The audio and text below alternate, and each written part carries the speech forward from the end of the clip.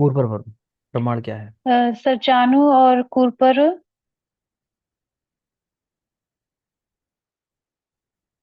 Hello. हाँ बेटा बोलो, जानूर कुरपर। जानू और कुरपर सर, 2 अंगुल, 3 अंगुल है सर, 3 अंगुल। 3 अंगुल।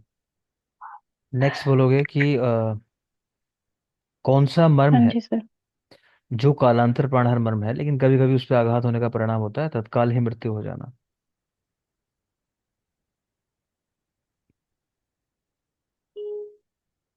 और कोई?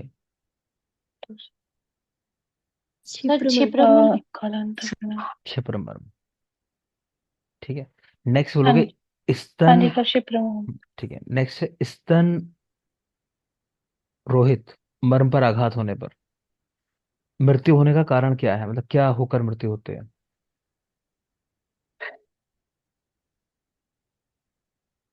सर रक्त से कोष्ठ पूर्ण हो जाता है।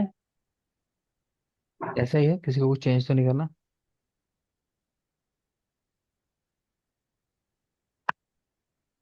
सर नहीं। स्तनरोहित में रक्त से पूर्ण कोष्ठ की वजह से मृत्यु होती है, और स्तनमूल में कफ के पूर्ण कोष्ठ से कफ से मृत्यु। पूर्ण से, ठीक है।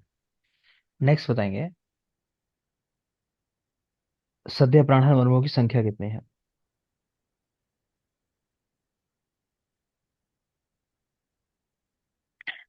सध्य प्राण हर 19।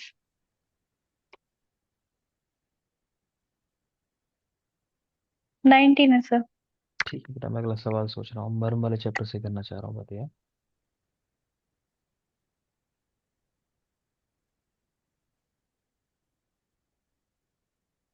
चलो बताओगे धमनी मर्म की संख्या कितनी है?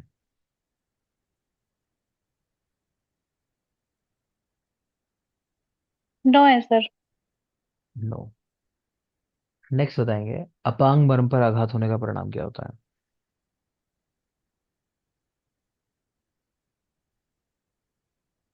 अपांग वर्ग पर सर अंधता, मतलब दृष्टि में हो ठीक जाता है। है। अंधता होती है सर। ठीक है, शब्दों में कौन से मर्म का इन्वॉल्वमेंट होता है?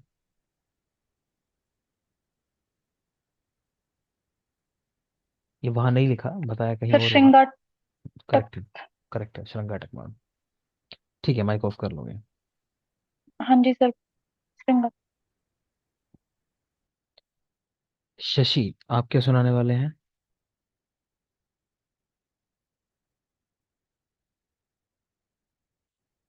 शशि। सर सुश्रुत सूत्र 115 ही है। सूत्र 1 से 15, ठीक है।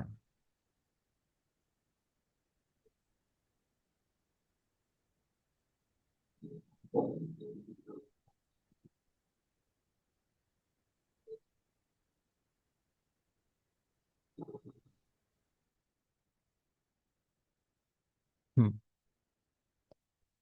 बताओगे बेटा, अ, अपस्मार प्रतिषेधी अध्याय ये कौन सा है? सुश्रुत में उत्तर तंत्र में कौन सा अध्याय है ये? अपस्मार प्रतिषेधी अध्याय।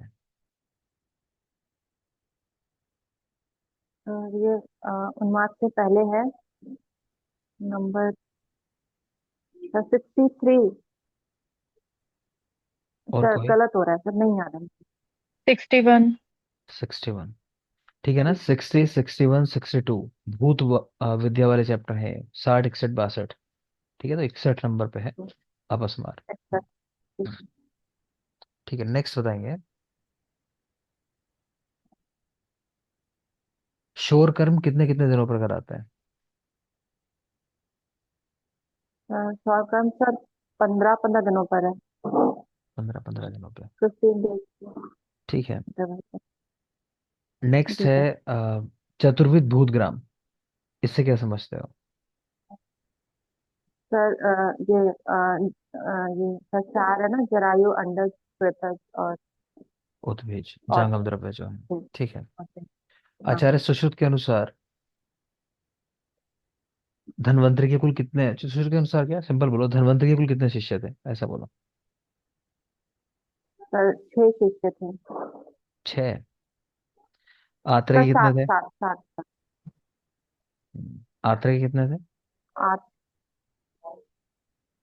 आठ थे तो सर। बस पूछ रहा हूँ, आपने सर छह। छह थे बेटा। सर अग्निवेश तेल सर जदुकर सिक्स। पारस छह थे आत्रेय अभी। थे, आत्रेय के 6, धन्वंतरि के 7 है। ठीक है। सही है ना सर? ठीक है। नेक्स्ट बोलेंगे, प्राचीनतम उपलब्ध ग्रंथ नाभनीतक के अनुसार। सबसे प्राचीन जो संहिता है शॉर्ट आयुर्वेद की, वो कौन सी है? चिकित्सा वाली। शॉर्ट शॉर्ट संहिता। सुश्रुत। शॉर्ट। ठीक है। धान्वंतर घृत का प्रयोग किस रोग में बताया? सुश्रुत में। सर प्रमेय पीड़िका में। प्रमुख पटका में। डलहर ने कुल कितने द्रव्यों पर टीका की है 290 में से, जो सुश्रुत में गणों में आए हैं 290 द्रव्य, उनमें से कितनों पर टीका है डलहर की? तो 218। मधुक शब्द कितनी बार आया श्योर है? नहीं होता। ठीक है, 218 ही होता है। मधुक शब्द कितनी बार आया है गणों में? सर हम तो सर सर नहीं आ रहा सर। और सर बोलो। 11। 7 बार। 7 बार। 7 बार। ठीक है, 7 बार। ठीक है, अभी आप लोग को मैंने कुछ और सुनने को कहा था। स्मृति शायद नहीं है आज। स्मृति और प्रियंका है? नहीं है। सलमान, याद है सुश्रुत सूत्र के चैप्टर 15 तक?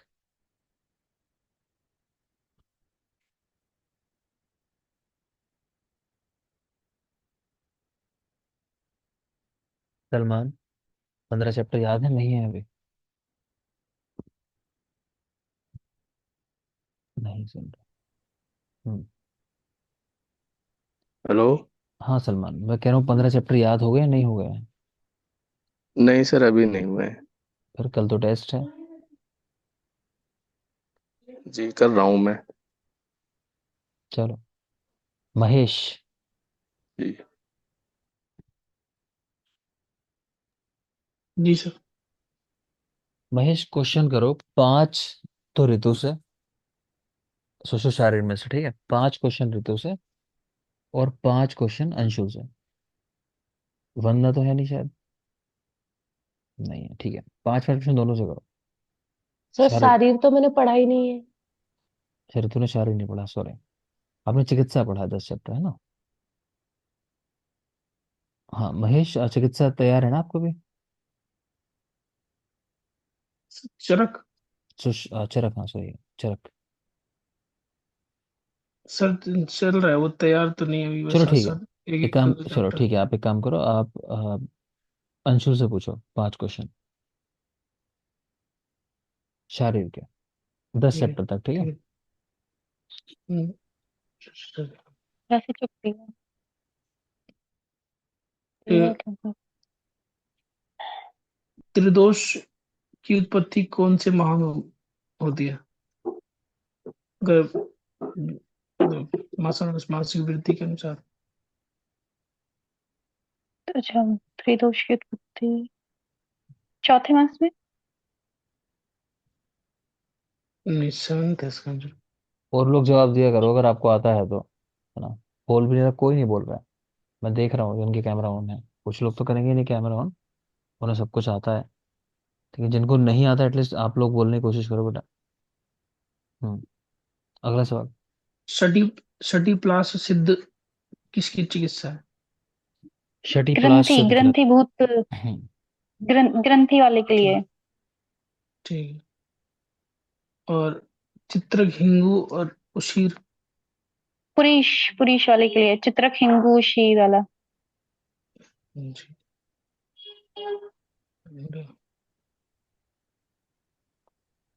मध्य शरीर, मतलब उस सर्वांग उत्पत्ति में, अंग उत्पत्ति में जो मध्य शरीर उत्पत्ति होती है सबसे पहले, वो किस आचार्य ने बोला है? गौतम। ठीक है सर, हो गया। एक रह गया। एक चौथी कला का नाम क्या है? श्लेषुंदर कला। ठीक है ठीक चलो। है, हो गया। ठीक है, कंटिन्यू करते हैं वापस जहाँ थे, देखोगे। तो हम बात कर रहे थे चैप्टर के अंदर लेप के लिए अलग शब्द आएंगे, है ना? आकांक्षा, कुछ दशंग लेप देखा हो कोई, नाम क्या रह गया था, या कुछ ऐसा ध्यान आया सर हो? कुष्ठ रह गया था। कुछ रह गया था। ठीक है, बाकी लोगों ने याद कर लिया? पूछ लेते हैं एक बार। इशिका, क्या है 10 द्रव्य? आकांक्षा, बताना ठीक बताया नहीं बताया। सर दारू हरिद्रा, चंदन, एला, जटामांसी, सुगंधमाला, उशीर, कुष्ठ, कुष्ठ, दारू हरिद्रा, हरिद्रा, सर बोला था कि नहीं, याद नहीं आ रहा। शिरीष। सर हो गए 10। चल, अब 10 का पता नहीं, पर ऑलमोस्ट 10 हो गए। आकांक्षा तो मना कर रही है अभी, आकांक्षा तो 6 ही कह रही है, 6 हुए हैं। सर आकांक्ष, 2 रह सर गए मैं थे। काउंट कर। टगर, यष्टि, मधु, ये नहीं कूट चलो बोला। ठीक है, कूट नहीं बोल- कूट बता दिया उसने, बोल दिया। हाँ ठीक है, चलो आगे देखोगे अभी। तो बेटा लेप की बात कर रहे थे, देखेंगे। तो सुश्रुत ने कहा, आलेप आद्य उपक्रम, सर्व शोभा नाम, सामान्य और प्रधान तमस्या। यहाँ जरूरी बात क्या है कि आलेप को कहा है कि आद्य उपक्रम, सबसे पहला उपक्रम है। जबकि अगर चिकित्सा स्थान में आप देखोगे, वहां पे लिखा हुआ है अपतर्पण आद्य उपक्रम। यहाँ नीचे देख पा रहे हो, लिखा है कि व्रण में पहली चीज क्या करानी चाहिए। तो यहाँ तो कह रहे हैं आलेप कराना चाहिए सबसे पहले, और चिकित्सा एक में ऐसा लिखा हुआ है कि अपतर्पण पहले कराना चाहिए। तो ध्यान रखना, चिकित्सा को ज्यादा वेटेज देंगे हम लोग, तो अपतर्पण को पहले लगाएंगे अगर कभी दोनों एक साथ आ जाए तो। आलेप को मत लगाना फिर आप, ठीक है। फिर कह रहे हैं सर्व शोफा नाम सामान्य, कि ये सभी शोफों में सामान्य चिकित्सा है। प्रधान तमस्या, और प्रधान चिकित्सा भी है। आलेप को प्रतिलोम लगाना चाहिए। हम लोगों ने देखा ज्यादातर जो चीजें हैं वो अनुलोम दिशा में कराई जाती हैं, लेकिन आलेप जो है वो प्रतिलोम लगाना है। इसको सूखने ना दें, ठीक है। तो जनरली सूखने नहीं देते किसी भी लेप को, लेकिन अगर आपको पीड़न कर्म कराना है, यानी अंदर पस वगैरह है, दबा के उसको बाहर निकालना है, याद करो चरक के टाइम आपको पढ़ाया होगा, किस स्थान पे कराते हैं पीड़न? क्या उसके आइडेंटिफिकेशन है कि इस व्रण में या इस जगह पे आपको पीड़न कराना है? पढ़ाया है आप लोगों को, देखो भूल जाते हो। नहीं याद किसी को? कुछ था ऐसा, सूक्ष्म अनन कोशवंतो, कुछ ऐसा था ना? नहीं था नारा? हाँ जी बिल्कुल। सर, ऐसे था। हम्म। तो मतलब, सूक्ष्मवंतो कोशवंत ऐसे। हाँ बेटा, तो उसको याद तो रखना है। तो खैर, तो जहां पर आपको पीड़न कर्म कराना है, तो वहां पर तो सूखने दोगे उसको, कि वो दबे, है ना, सूखे तो खींचेगा, फिर उसके बाद पस निकलेगा। अदरवाइज नहीं ऐसा करना है, तो सूखने से पहले ही हटा देते हैं। शुष्क आलेप, अपार्थक और रुक का रस्सा। ये मतलब एक तो हमारे कोई भी प्रयोजन की सिद्धि नहीं करने वाला, और ये रुझा करेगा वहां पे। लेप के 3 प्रकार बताए गए, तीनों के नाम यहाँ देख पा रहे हो। अगेन आपको आइडेंटिफाई करना आना चाहिए, इसमें डिटेलिंग आपसे रेयरली पूछी जाती है, लेकिन श्लोक रख के आइडेंटिफाई करने को आ जाता है कि क्या है ये। तो प्रलेप, प्रधे और आलेप, 3 चीजें हैं। श्लोक है बेटा आपका, श्लोक नंबर 6, 7, इनमें ये मिली 6 और 7 में। तो प्रलेप के लिए कह रहे हैं शीतस तनुर विशोषी अविशोषिचा, ऐसा करके, कि शीत है, तनु है, विशोषी अविशोषी। प्रदे में उष्ण शीत बहुलो बहुर्विशोषिचा। आलेप कह रहे हैं मध्यमो अत्र आलेपा। समझना क्या है वो समझो। देखो यहाँ शब्द आया प्रदेह, मैं प्रदेह को देह ना करके दाह करके याद रखता हूँ। दाह मतलब उष्णता, कि जहां उष्ण भी शब्द आएगा, मतलब वो वाला प्रदेह है। जिस श्लोक में उष्ण शब्द भी दिखाई देगा आपको, तो यहाँ देख पा रहे हो उष्ण और शीत दोनों लिखे हैं जैसे। तो आपको तो उष्ण कैच करना है, प्रदेह को आपको दाह समझ के याद करना है, कि दाह वर्ड है मतलब उष्णता होगी, ऐसा करके। जो दूसरा श्लोक बचेगा जिसमें दाह शब्द नहीं होगा, वो प्रलेप है। ऊपर लिखा है शीतस तनुर्विशोषी अविशोषिचा, ठीक है। और जो तीसरा है आलेप, उसके बारे में सुश्रुत भी नहीं लिख रहे कुछ, वो ये कह रहे हैं कि इन दोनों के मध्य में आलेप होता है। दोनों के मिले जुले लक्षणों वाला, आप ऐसा कह लो, कि ना तो अधिक शीतल है ना अधिक उष्ण है, इस तरह करें। तो मध्यमो अत्र आलेप, बात क्लियर है? तो प्रदेह के अंदर आपको उष्ण शब्द दिखाई देगा, प्रलेप में शीत शब्द दिखाई देगा सिर्फ। आलेप में लिखा है कि इन दोनों के मध्य में आलेप होता है।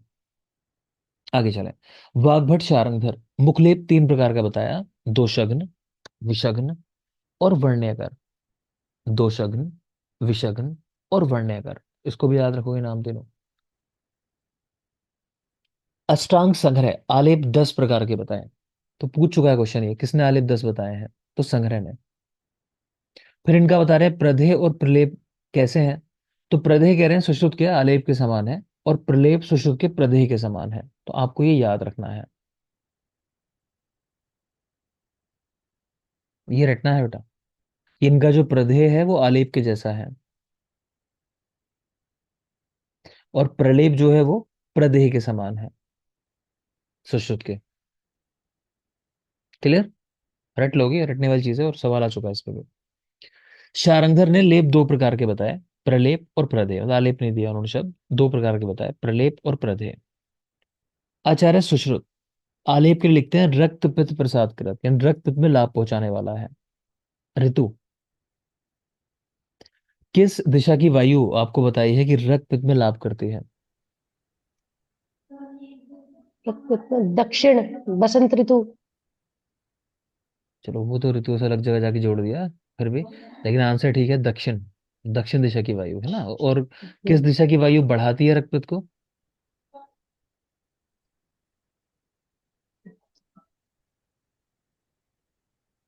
और कोई? पश्चिम। पश्चिम। सब एक के पीछे एक, फिर वही ट्रेन डिब्बे। पूरब। पूर्व दिशा। पूर्व दिशा की वायु सर रक्त पित्त को कुपित पूरा करती है। हाँ बेटा, पूर्व की रक्त पित्त को बढ़ाती है, दक्षिण की उसको शमन करती है, उसका रक्त पित्त का। ठीक है ऋतु, अच्छा जवाब था दक्षिण वाला, लेकिन ये भी याद रखो पूर्व वाली बात जो है। ठीक है, आगे देखते हैं। तो सुश्रुत ने आलेप के लिए लिखा, आलेप रक्त पित्त प्रसाद कृत, रक्त में लाभ पहुंचाने वाला है। प्रदेह जो होता है वात और कफ का शमन करता है। कैसे याद रखोगे? अभी मैंने आपको कहा दाह, देह को हम दाह करके याद रखते हैं, यानी उष्ण। और आप जानते हो उष्ण चीजें जो होती हैं वो वात और कफ दोनों दूसरों के अगेंस्ट काम करेंगी, दोनों का शमन कराएंगे, है ना। तो इस तरह करके याद कर लेना है। तो प्रदेह वात कफ प्रशमना संधाना शोधन रोपणा। ठीक है, संधान भी करती हैं, शोधन रोपण, इस तरह की चीजें। तो खैर प्रदेह हो गया। कह रहे हैं अगर प्रधे को आपने शत में यूज कर लिया, कहीं इंजरी हुई है, किसी को व्रण हुआ है, वहां पे आपने यूज कर लिया प्रधे, तो उसी को कल्क या निरुद्धालेप भी कहते हैं। याद रखना, ऐसा सवाल पूछता है कि इनमें से निरुद्धालेप किसकी संज्ञा है, आलेप की, प्रदेह की, या प्रलेप की। तो आपको आंसर लगाना है प्रदेह की, कि प्रदेह को जब शत में यूज करेंगे तो उसको ही कल्क या निरुद्धालेप भी कह दिया जाता है। नेक्स्ट चले। क्या करता है? श्राव संनिरोध कर, व्रण शुद्धि कर। श्राव को रोक देगा, व्रण को शुद्ध कर देगा। नेक्स्ट आ जाइए आलेप। एक पॉइंट आपने देख लिया कि प्रदेह और प्रलेप के मध्य की स्थिति है। दूसरा कि रक्त पित्त में लाभ करता है। अब आगे देख रहे हैं कि आविदग्ध शोफ में हितकर है, मर्मदंश और गुह्या प्रदेश के रोगों में हितकर है। कुछ खास नहीं, मर्मदेश है वो, दंश नहीं है। नेक्स्ट लोग आलेप का प्रमाण कितना है? तो आर्द्र महिषी चर्म उत्सेद, तो भैंसे की गीली चमड़ी जो होती है, मतलब उतनी जो मोटाई होती है, उतनी ही मोटाई आलेप की होती है, मतलब उतना मोटा रखना है आलेप का, लेप जो आप लगा रहे हो। तो आलेप का प्रमाण आर्द्र महिषी चर्म उत्सेद। जबकि चरक ने प्रलेप का प्रमाण बताया है, प्रलेप का वो कितना बताते हैं? त्रिभाग अंगुष्ठ स्यात् प्रलेपा कल्क पेशितः। तो अंगूठे का तीसरे हिस्सा जो होता है, तीन हिस्से कर लो अंगूठे के, तो उस तीसरे हिस्से के बराबर कह रहे हैं कल्क होता है, जिसको प्रलेप के रूप में यूज करते हैं हम लोग। ठीक है ना, आगे चलेंगे। आलेप में स्नेह की मात्रा कितनी रखोगे? तो वाती कंडीशन है, स्नेह ज्यादा हो जाएगा, कफज स्नेह कम हो जाएगा। तो देख सकते हो 4/6 8 है, 1/4, 1/6, 1/8। तो 1/4 वाती कंडीशन, यानी सबसे ज्यादा स्नेह यहाँ यूज करना है। रात्रि में आलेप निषिद्ध है, आलेप ही नहीं, रात्रि में कोई भी लेप वगैरह नहीं लगाते। उसका कारण पूछते हैं कि क्या होता है, कि रात्रि में आपने लेप को लगाया तो शरीर की ऊष्मा जो है वो रुक जाती है, और फिर वहां पे जो भी त्वचा की कॉम्प्लिकेशन है वो हो सकता है। नीचे लिखा भी है, देखोगे। तो रात्रि में आलेप निषिद्ध है, प्रदेह भी दिन में प्रयोग करें, रात्रि में ना करें। पूर्व लेप को हटाकर नवीन लेप लगाएं, अन्यथा उष्माणम वेदनाम दाहम। तो ये सारी चीजें हो जाती है। मैं श्लोक ठीक से पढ़ते रहूं क्या लिखा है।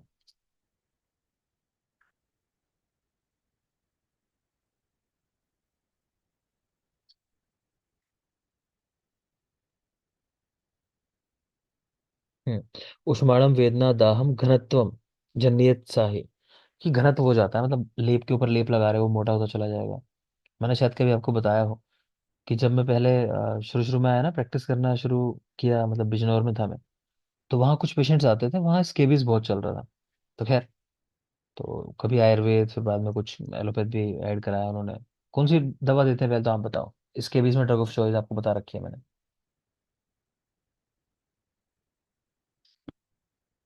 Single application. परमेथ्रिन बताई नहीं कभी।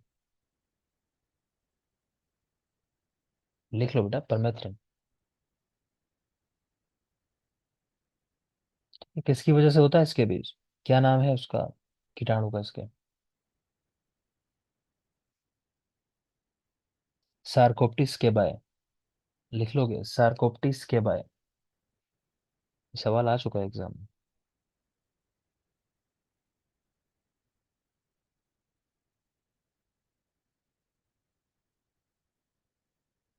ठीक है। तो खैर मैं ये बता रहा था कि वहाँ पेशेंट आते थे तो बहुत सारे आते थे कि वो इचिंग है, मतलब कॉमन उनका तो यही होता है। तो उसमें किसी को कि दांत भी है और ये भी है, स्केबीज भी है, कुछ है। तो उन पेशेंट्स को लगाने को कुछ दो तो वो ठीक नहीं होते थे कई बार। तो हम जब कई दिन हो गए, मतलब ऐसे प्रैक्टिस में फर्स्ट टाइम उस तरह बैठे थे, तो मुझे ये भी फिर पूछना पड़ता था लोगों से कि आप नहा रहे हो डेली, नहीं नहाते हो? मतलब ये पता चला कि बहुत सारे ऐसे कि आपने नहाने को तो कहा ही नहीं था कि डेली नहाना भी है ना। गर्मियों के दिनों में कि कई ऐसे आते थे, पता नहीं कैसे लोग होते हैं कि 8-8 दिन हो गए, 7-7 दिन हो गए, है ना। तो पेशेंट्स का नहीं पता होता, वो लेप के ऊपर लेप लगाए जा रहे हैं। आप सोच रहे हो आराम क्यों नहीं हो रहा उसको, ठीक है ना। तो वो चीजें इस तरह की कर लेते हैं। खैर, तो कुल मिला के रात्रि में लेप वगैरह नहीं लगाना, अदरवाइज उष्णता हो जाएगी, दाह होगा, घनत्व हो जाएगा वहां पे ज्यादा, मोटा लेप हो जाएगा। सुश्रुत ने बंध 14 बताए, 14 इस चैप्टर में हम पढ़ेंगे अभी लास्ट में चल के। 14 बंध है इनके। वाघ भट के 15 है, चरक के आपने देखे नंबर 2 है सिर्फ, है ना। वाघ भट के 15 में कौन सा एक्स्ट्रा है? तो एक ये उत्संग करके बंध है, उत्संग बंध, ये एक्स्ट्रा है इनका। कहाँ बांधा जाता है? तो प्रविलंबित बाहु, है ना। मेन तो ये लटके हुए अंगों पर, प्रविलंबित अंगों पर और बाहु पर, ऐसा करके है रियल में। ये जो लटके हुए अंग है, जैसे हाथ साइड में लटके होते हैं उस तरह, उन पर तो बाहु ही है हमारे। नेक्स्ट कुछ और पॉइंट्स लिखे हुए हैं, इस चैप्टर के नहीं है, अलग अलग जगहों के हैं वो। इस चैप्टर का श्लोक ये वाला है जो मेनली हमको पढ़ना है अभी। ठीक है, ये अलग वाले पॉइंट देख लो। अंश संधि चयुत में स्वस्तिक बंध बांधा जाता है, याद रखोगे। अंश संधि अगर वो अपने स्थान से हट गई है तो स्वस्तिक बंध का प्रयोग। मूत्र वृद्धि और जलोदर में स्थगी का बंध।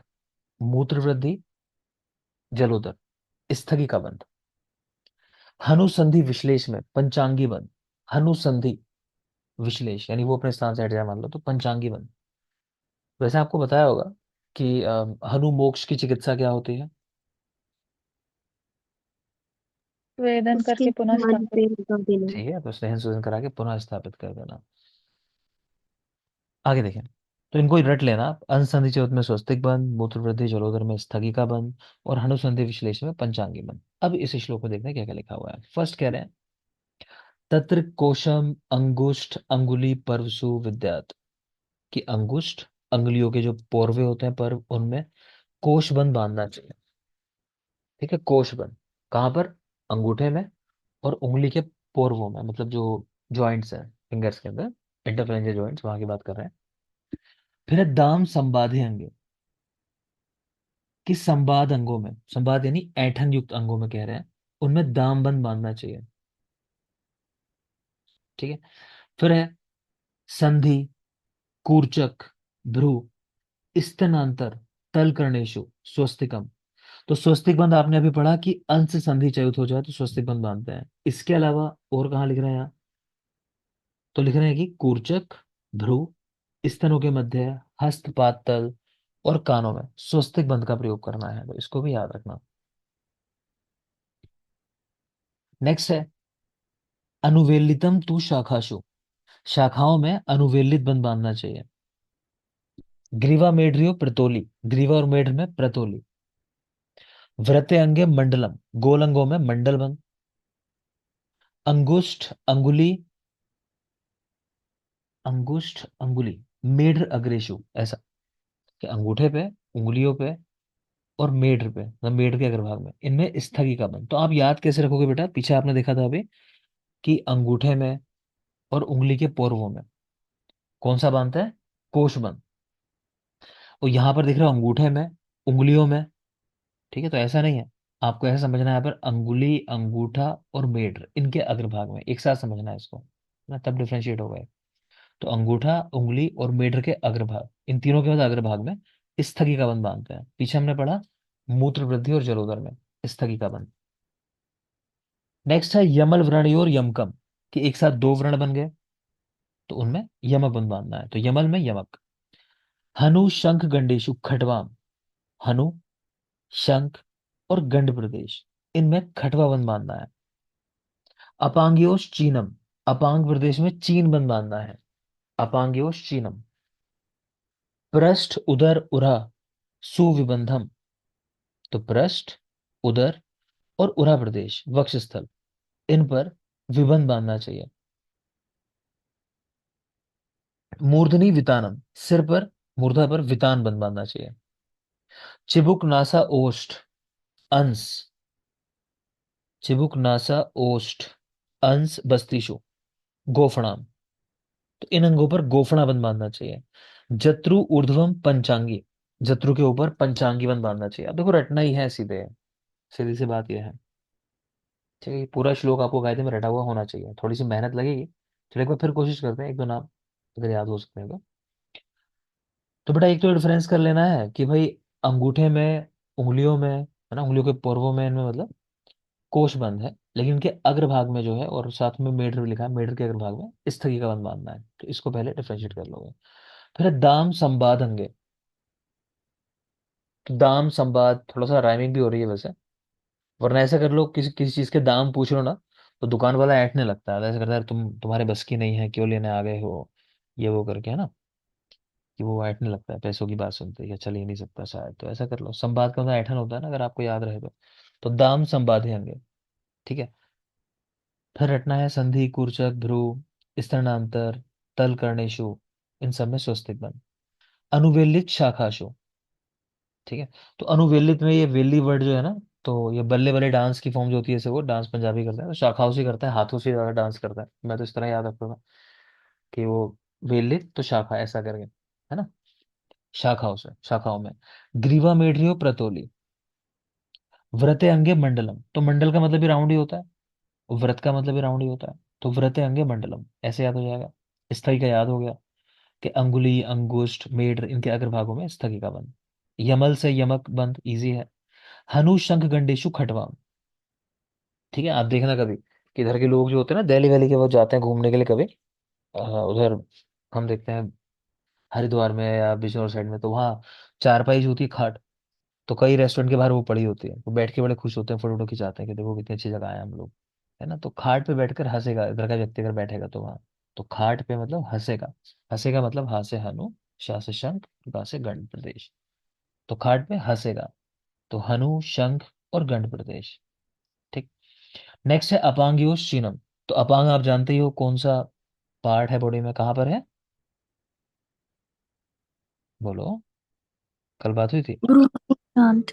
भ्रू पुच्छांत, सर, ठीक है ना, तो मतलब आप जानते हो चाइनीज लोगों की नकल जो है वो आंखों से ही बनाई जाती है, छोटी आंखों के लिए, उस तरह भी सोच सकते हो कि आंखें चाइना, है ना, तो अपांग, तो चीन बन। फिर है पृष्ठ उदर उर सुविबन, रट लेना इसको, विबन, पृष्ठ उदर उर, देखो किसी को बांधा जाता है तो हाथों को तो बांधते हैं अक्सर, लेकिन जो मिड पोर्शन है बॉडी का, मतलब उदर प्रदेश, है ना, उरा प्रदेश, तो ये इसको भी बांधा जाता है। अच्छा, सीट बेल्ट लगाते हो कभी कार में, तो इसी हिस्से पे लगाते हो, तो ऐसा भी सोच सकते हो कि बांध देना है इनको, बांधना मतलब विबन, पृष्ठ उदर उर, ठीक है ना, तो इन्हीं में सीट बेल्ट लगाते हैं, बांधते हैं।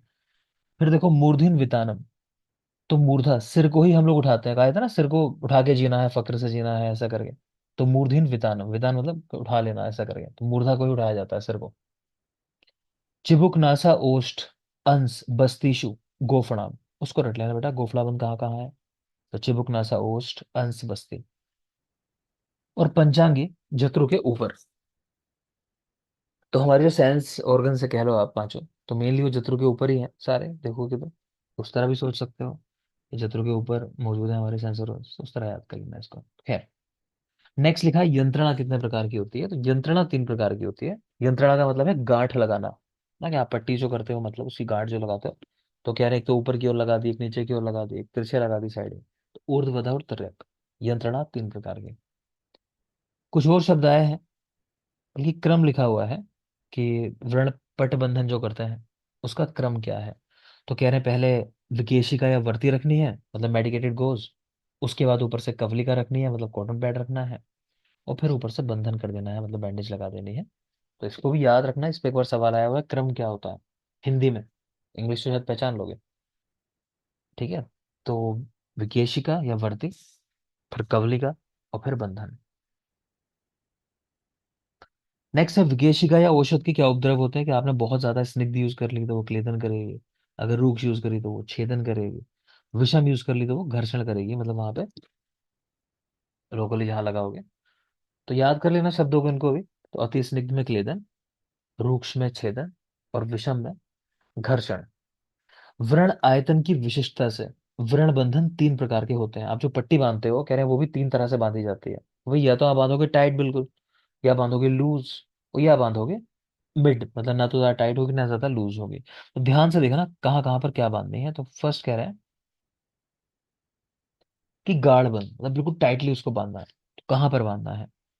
उरु, वंक्षण, सिर, नितंब, कुक्षी और कक्षा, इन प्रदेशों में। हम एक ट्रिक याद रखते हैं, उर्वशी के, लिख लो,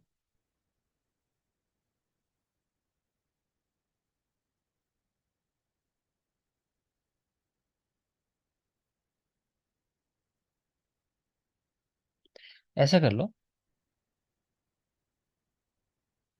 निक्कू उर्वशी की कक्षा गड्ढे में। मतलब ये निक्कू और उर्वशी पढ़ने जाते हैं तो गड्ढे में इनकी कक्षा, मतलब गड्ढे में डाल दी, बेकार, पढ़ाई बंद कर दी। निक्कू उर्वशी की कक्षा गड्ढे में, मतलब बेकार हो गई पढ़ाई इनकी बिल्कुल जो है, ऐसा गड्ढे में जो होता है।